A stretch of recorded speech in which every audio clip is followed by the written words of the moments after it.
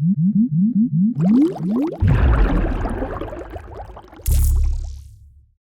うもどうも皆さんこんにちは。テックスタイルのてるです。さて、今日の動画は、ある種特定の視聴者に向けた動画になっているかもしれません。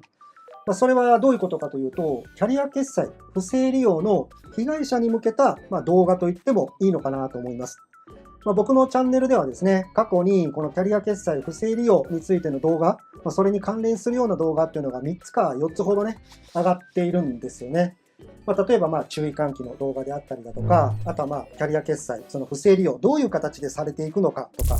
あとは未然に防ぐことができないのかとかですね、例えば被害に遭ってしまった場合、返金は受けられるのか受けられないのかとかですね、そういった動画が3つか4つほど上がっております。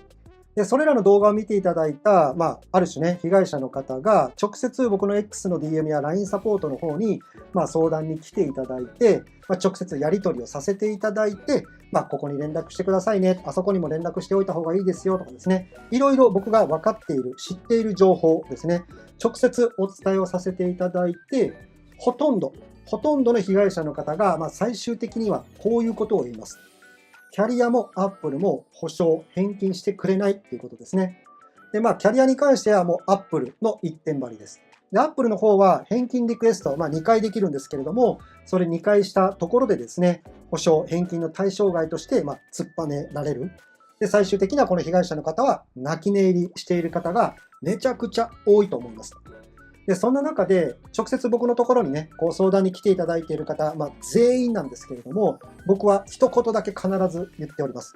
根気よくやっていただかないと、最終的にね、返金保証を受けられるかもしれない。ただこれは根気よくやったとて、返金受けられないかもしれないんだけれども、この手の類の問題というのは、根気がすごく必要ですよということは必ず皆さんにお伝えさせていただいております。で、そんな中で、今回ね、この動画なんで撮影しているかというと、ずっと数ヶ月にも及ぶ、被害者の方と、数名ほどね、何十人って言ってたんですけれども、やっぱり皆さん泣き寝入りしていくんですよ。で、そんな中で、数名だけずっとやり取りをしている、被害者の方から、今ですね、その複数名、返金保証受けられるようになりましたというね、回答というかね、メッセージ、報告が来ましたので、今、緊急で動画の方を回しております。なので、今回のこの動画では、そういったキャリア決済の不正利用された方、被害者の方が、泣き寝入りしている方もいると思いますので、この後ね、どのような形で、もともとダメだったものが良くなったのかっていうところね、このあたりをしっかり、解説というかね、説明していければなと思いますので、ぜひ参考にしていただいて、ご自身がね、そこに該当するのかどうかっていうところを見極めてください。で、たまたまこの動画を見ていただいた方で、ね、初めて見られた方もいると思いますので、どういった、もっと詳細に聞きたいということであれば、X の DM とか LINE サポートの方に直接ね、メッセージをいただければ、その方に合わせたアドバイスをしておりますので、ぜひね、この動画下の概要欄の方に URL 貼っておきますので、そこからお越しください。なので今回はですね、うまくいったケースのお話になっておりますので、ぜひね、被害者の方というかね、このキャリア決済不正利用された方は、最後までこの動画をご覧ください。では、スタート。ではですね、これまでそういった被害者の方っていうのは、キャリア決済不正利用されて、当然ね、契約しているキャリア、そしてアップルにもね、相談にも行ってると思うんですよね。初めてされたっていう方であれば、僕のところにね、相談に来ていただければね、連絡する場所とかね、こういうやり方、ああいうやり方っていうのを教えますので、連絡してきてくれればいいんですけれども、一応ね、もう少しちょっと先の話をすると、ほとんどの方が、キャリアもアップルも、その返金保証を、対象外といいますかね、保証が受けられない。で、最終的に泣き寝入りしているっていう方がほとんどだと思います。僕ももう100名近くの被害者の方とやり取りをしていく中で、もう 99% が、保証受けられませんでした。返金ダメみたいです。とかね。泣き寝入りしている方がほとんどです。で、これは僕の勝手なね、想像なんですけれども、やっぱりキャリアにしてもアップルにしても、ね、大きな会社、ね、一つ認めると全て認めないといけないとかですね、そういうね、暗黙のルール的なものもあると思うんですよね。で、ひょっとしたら、サポートの体制の中で、この不正利用については、返金保証しないっていう、ある種ね、ブレーキがかかってたかもしれないです。なぜかというと、もうこれはもう数年前になるんですが、Apple は返金保証をね、過去にはしてたんですよ。全く同じケースだったとしても、昔は良くて今はダメみたいな状態になっていたので、これはある種どっかでこうブレーキがかかったのかなとかね、方針が変わったのかなっていうふうに僕は思っておりました。突然ね、そういった返金しないっていう風な、ルールに変わっちゃってたので、被害者の方が多いっていうのもね、あるのかもしれません。で、そんな中で、この手の問題、僕は根気が絶対必要だっていうことを被害者の方にお伝えさせていただいてたんですけれども、やっぱりね、例えば被害金額、ね、数千円とか、1万、2万、3万ぐらい、ある種金銭的に、大丈夫かなって思える方であれば、もう泣き寝入りして、もう次のステップに進んでおられる方もたくさんいらっしゃいます。ただ、やっぱりね、ユーザーさんの中には納得ができないっていう方も当然いると思うんですよね。僕だったら絶対納得できないんで、そんな中で、やっぱり今までずっと相談に乗ってきた被害者の方、数名、ね、数十名の方は、今も根気よくずっとキャリアとアップルと、こう相談というかね、やり取り、消費生活センター、警察とかですね、そういったところに相談しつつ、根気よくずっと、アプローチしている方もいらっしゃいます。当然その中で僕が入ってきた新しい情報があれば共有させていただいておりますし、そういった被害者の方からこういうことを言われましたって言われると、じゃあこういうふうに返してくださいとかですね、そういうふうにずっと数ヶ月にも及んでやり取りを根気よくされている方、数十名いるんですけれども、ずっとそういうやり方をしておりました。で、ここ最近ですね、今日もそうなんですけれども、返金保証受けられるようになりましたっていうね、報告が本当ね、今これ5月の末なんですけれども、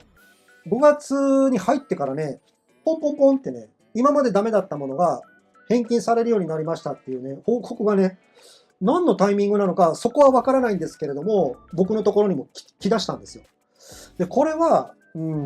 ある種、僕のこの方法というかね、やり方をしていく中で、根気よくしていく中で、ひょっとしたら、これが、泣き寝入りしている方とか、これからね、不正利用された方が、参考にしていただければ、よりね、スムーズに返金が受けられるのではないかな、とは思っておりますので、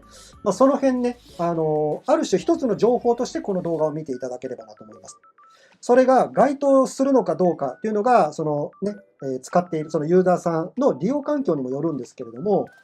例えば、ほとんどの方が Apple ID のアカウントを乗っ取られて iPhone でキャリア決済の設定をしていて、そこでキャリア決済の不正利用されて高額な請求が来たという方がほとんどだと思いますので、この例を一つの例としてちょっと話を進めていきたいと思います。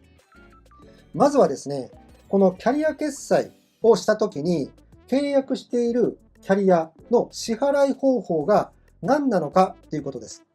例えば、クレジットカードでキャリア決済、ね、携帯代金とかもありますよね。そういったものをひっくるめてキャリア決済って合算してくるので、そのキャリアに対してクレジットカードで支払っている方は、まずクレジットカード会社に連絡をしてください。そしてクレジットカード会社に不正利用だということをちゃんと主張してください。不正利用でこの金額が請求されているということをきちっと主張してください。ここはね、何かこうグレーなことを伝えるとか、虚偽の報告をするとか、そういったことではありません。きちっと不正利用は事実なので、不正利用の請求ですということを主張してください。そして、このカード会社というのは、不正利用だと認めたものに関しては請求しません。請求しないんですけれども、これはね、以前の僕の動画でも伝えたんですが、カード会社は請求しないんですが、後にね、1ヶ月後とか2ヶ月後に、このキャリアが個別で請求してくるんですよ。よくもやってくるなっていうふうに思うんですけれども、カード会社が不正利用だって認めているにもかかわらず、キャリアはそんなことお構いなしに個人に請求してきます。直接。その不正利用された分の金額をね。これもどうなのっていうふうなことを僕前回の動画で言ったんですけれども、ここでも根気よく、いや、カード会社が不正利用だと認めていると。不正利用された金額だと分かっていて、キャリアはいわゆるね、その利用者に対して請求をしているのかどうかの回答を求めてくださいっていうふうに僕はアドバイスしたこともあります。で、そんな中で直接このキャリアと、いわゆる被害者の方がずっと根気よくやり取りをしていくと、キャリアは次の展開に進みます。それはどういう展開に進むかというと、キャリアがね、直接、例えば Y モバイルだったら Y モバイルが Apple に連絡するっていう風になるんですよ。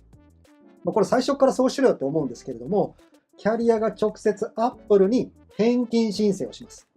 それで Apple が返金を認めた分に関しては、キャリアは請求しちゃうと詐欺的な行為になっちゃうので、それが認められれば、キャリアはその被害者に対して請求が止まるので、いわゆるその返金保証っていう枠組みになるかどうかはわからないんですけれども、請求されないっていう風になるので、かなり時間はかかっちゃいますけれども、そういった不正利用された高額な請求がされないっていうパターンが一つだけありますので、もしね、これに該当される方はですね、きちっとご自身で不正利用されているっていうことをクレジットカード会社に主張してください。で、その上で、もしね、キャリアがどうしてもこの請求をしてくるということであれば、個別でね、また僕のところに相談に来ていただければ、どういうことを言ってきてるのかにもよるので、その都度僕もね、アドバイスができればなと思うんですけれども、一応ですね、今、僕のところに数十名の根気よく、やり取りを、キャリアとかアップルにやり取りをしていた方が、少なくとも3名が返金保証、いわゆる次の携帯代金で相殺していきますっていう風な回答をキャリアから連絡が来たっていう風に僕のところにも報告が来ておりますので、このパターンといいますか、このケースに該当される方は一応ね、この流れ的なことをちょっと参考にしていただければなと思います。なのでね、例えば今泣き寝入りしている方とかでも、これね、一応ね、時効とかじゃないんです。法律的な時効とかじゃないんですけども、そのキャリアによっては90日以内とか60日以内とか、期限区切っているところもあるんですよね。それを過ぎてしまうと、いわゆるその返金の保証がね、もう受けられない方もいるかもしれないので、この辺はね、ちょっとご自身でね、確認していただく必要性があるんですけれども、最近ね、このキャリア決済に不正利用されたという方であれば、ご自身がこのキャリアに対しての支払い方法がクレジットカードなのかどうなのか、ここがね、すごく重要なポイントになっておりますので、ぜひちょっと一度ね、参考にしていただければなと思います。これは、被害者の方にもね、お伝えしていることなんですが、一旦支払いを止めるっていうことが僕はね、先決だなと思ってたので、カード会社の方から、いわゆる建て替えでね、キャリアに支払う分を止めてしまうっていうこと。中にはね、このキャリアのサポート、なんか脅し文句みたいなことをね、言ってくる人もいるみたいです。契約、携帯会社の契約、もう二度とできませんよ。どことも契約できないようになりますよとかですね。携帯止まりますよとかね。そういったことをガンガン言ってくる人もいるみたいです。それね、結構脅しみたいに言ってくるらしいので、その辺はね、しっかりと、録音するなり、ね、そういう対応を、ユーザー側もやっていかないといけないのかなと思うんですけれども、どちらにしても、今現時点で、朗報になるのかな。こういう形で、このケースの場合は、その返金保証が受けられるパターンというのが出てきましたので、一度ね、ちょっとご自身で確認してみて、僕のこの情報をね、参考にしていただければなと思います。ちょっとね、最新の情報といいますか、このキャリア決済不正利用というのは、今も被害者の方、相談に来ている方も何人もいます。はい。何人もいるので、これがね、役に立つかどうかはちょっとわからないですけれども、この話を聞いてもね、ちょっとわからないなっていう方は、個別相談に来ていただければね、しっかりと対応していきますので、ぜひね、X の DM、LINE サポートの方、活用してみてください。そして、この動画を見ていただいた、被害者の方で、こういう形で返金保証を受けられましたとかね、このやり方をやったとしても受けられませんでしたとかね、いろんな情報があると思うんですよね。僕のところにも来ておりますので、それらの情報をね、当然個人情報はね、コメントに書かなくていいので、持っている情報をね、皆さん被害者の方のために情報共有していただければなと、そういうコメントお待ちしておりますので、ぜひご協力の方よろしくお願いいたします。